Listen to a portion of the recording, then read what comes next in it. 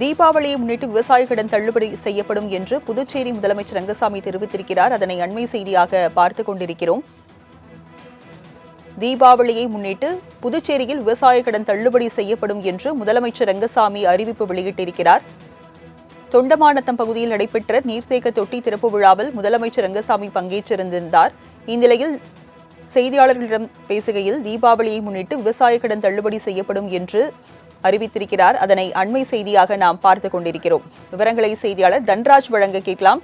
தன்ராஜ், புதுச்சேரியில விவசாய கடன் தள்ளுபடி செய்யப்படும் என்று முதலமைச்சர் அறிவித்திருக்கிறார். விவரங்கள் என்ன?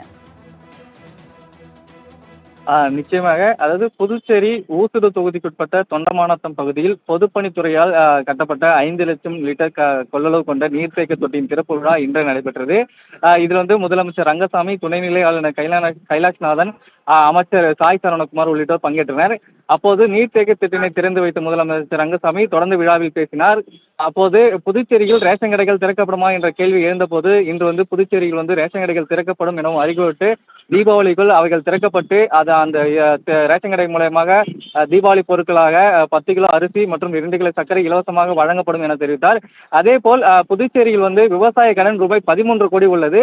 இந்த விவசாய கடன் தள்ளுபடி செய்யப்படும் என பாராளுமன்ற தேர்தலின் போது முதலமைச்சர் ரங்கசாமி தெரிவித்திருந்தார். இந்த நிலையில் தற்போது இந்த விழாவின் போது வரும் தீபாவளிக்குள் விவசாயிகள் கடனில் 13 கோடியில் 12 கோடி ரூபாய் தள்ளுபடி செய்யும் என்று அறிவித்துள்ளார். இந்த அறிவிப்பானது விவசாயிகள் மத்தியில் மகிழ்ச்சியை ஏற்படுத்தியுள்ளது. தொடர்ந்து இந்த தீபாவளிக்குள் இந்த கடன் தள்ளுபடி செய்யப்படும் எனவும் அவர் தெரிவித்துள்ளார்.